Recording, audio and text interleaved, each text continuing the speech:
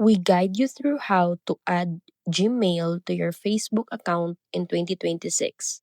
So the first thing you need to do is to open Facebook app or go to facebook.com and log into your account. Then tap the menu icon and head to settings and privacy.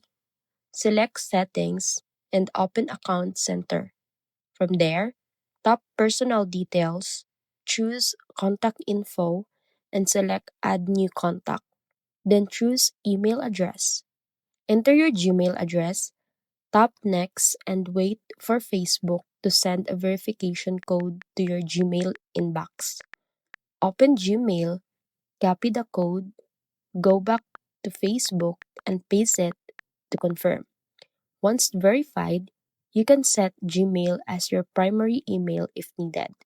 Remove old email addresses and make sure your account stays secure and up to date.